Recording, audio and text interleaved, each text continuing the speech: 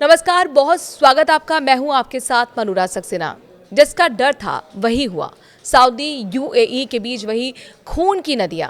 Yemen की धरती क्यों हुई लाल? आज बात सऊदी यूएई टेंशन की करेंगे। खाड़ी देशों के दो दोस्त अब दुश्मन बन चुके हैं।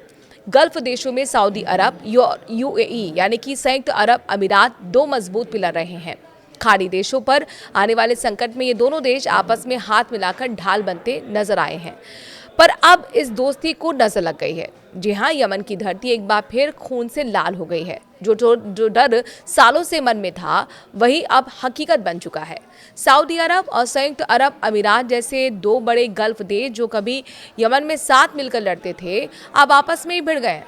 वो दोनों एक दूसरे के खून के प्यासे हो चुके हैं। सऊदी अरब और यूएई के बीच खून खराबा बढ़ गया है। लेटेस्ट अपडेट ये है कि सऊदी अरब ने शुक्रवार को यमन में यूएई समर्थित लड़ाकों पर एयर स्ट्राइक की है। इस हवाई हमले में यूएई के 20 से ज्यादा लड़ाके मारे गए। ये घटना न केवल यमन के लिए बल्कि पूरे मिडिल ईस्ट के लिए एक बड़ा खतरा बन सकती है। पिछले कुछ दिनों से दोनों देश यानी कि यूएई और सऊदी अरब के बीच तनाव बरकरार था, मगर ये खुली जंग की शक्ल अब ले चुका है। चलिए समझते हैं कि आखिर ये सब क्यों और कैसे हुआ। कैसे दोनों देश जो आपस में दोस्त थे वो दुश्मन बन गए। सबसे पहले यमन के हालात को समझना जरूरी है। यमन मिडिल ईस्ट का एक गरीब देश है। यमन में साल 2015 से गृह युद्ध चल रहा है।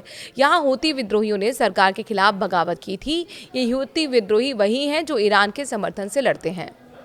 यमन में ईरान के दखल को देखते हुए सऊदी अरब ने और यूएई ने मिलकर एक गठबंधन बनाया था। ये गठबंधन यमन की सरकार की मदद करता था। इस गठबंधन का मकसद ईरान समर्थित हूतियों को रोकना था, क्योंकि सऊदी को डर था कि अगर हूतियों को नहीं रोका गया तो ईरान का प्रभाव बढ़ेगा।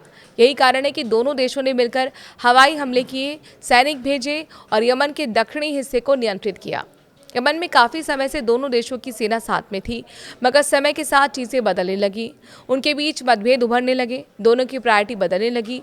सऊदी अरब पूरे यमन को एक रखना चाहता था, जबकि यूएई दक्षिणी यमन को अलग देश बनाने के पक्ष में था।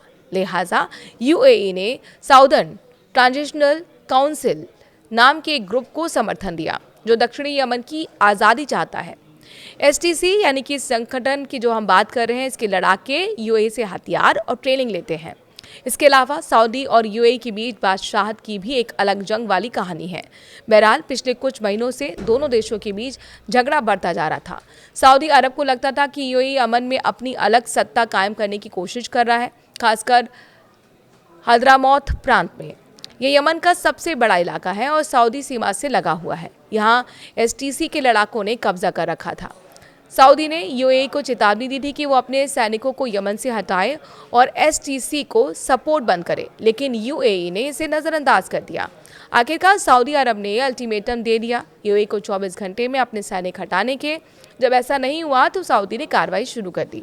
हालांकि यूएई ने कहा था कि वो अपनी सेना पीछे हटा लेगा। अब 2 जनवरी 2026 को सऊदी अरब के नेतृत्व वाले गठबंधन ने यमन के हद्रामौत प्रांत में एसटीसी के कैंपों पर हवाई हमले किए। इन हमलों में कम से कम 20 एसटीसी लड़ाके मारे गए और कई घायल हुए। यहाँ बताना जरूरी कि एनटीसी लड़ाके मतलब यूएई के लड़ाके। सऊदी अरब की एयर फोर्स ने 2 मिलिट्री बेस पर बमबारी की।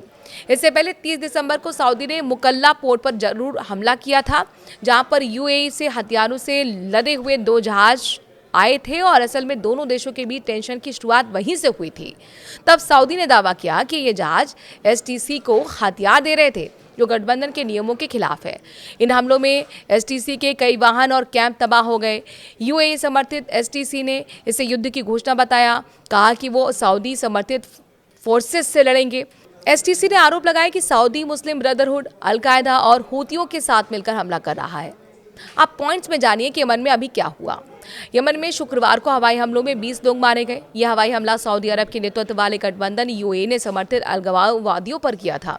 यूएई समर्थित गुट ने यमन के एक बड़े इलाके पर कब्जा किया था। पिछले महीने अलगाववादी एसटीसी द्वारा हद्रामौत और मेहरा प्रांतों में बड़े हिस्सों पर कब्जा करने के बाद गठबंधन की गोलीबारी में ये पहली मौतें हैं। हालांकि सऊदी के अल्टीमेटम के बाद यूएई ने ऐलान किया कि वो अपने आखिर सैनिक जो वहां पर बचे हुए हैं वहां से यमन से हटा रहा है। यूएई ने डी एस्केलेशन की अपील की, लेकिन साथ ही सऊदी पर धोखे का आरोप भी लगाया। यूएई ने कहा कि सऊदी ने शांतिपूर्ण ऑपरेशन का दावा करके हमला किया, जबकि ये धोखा था। इससे पहले यमन की प्रेसिडेंशियल काउंसिल ने यूएई के साथ ज्वाइंट डिफेंस ट्रीटी रद्द कर दी थी। अब सवाल ये है कि क्या टेंशन और बढ़ेगी? सऊदी और यूएई दोनों ही तेल के बड़े उत्पादक हैं और उनके बीच झगड़ा पूरे क्षेत्र की स्थिरता को प्रभावित कर सकता है। हूती दोनों देशों के बीच दुश्मनी का फायदा उठा सकते हैं, रेड सी के किनारे पर कब्जा बढ़ा सकते हैं और इससे तेल की कीमतों में उछाल आ सकता है। बहरहाल ये घटना सिर्फ यमन तक सीमित नहीं है। सऊदी और यूएई के बीच जितनी पुरानी दोस्ती है, रंजिश भी उतनी ही पुरानी है। यूएई को लगता है कि सऊदी क्षेत्रीय लीडर बन सकता है और बनना चाहता है, जबकि सऊदी यूएई के अलगाववादी प्लान से नाराज है।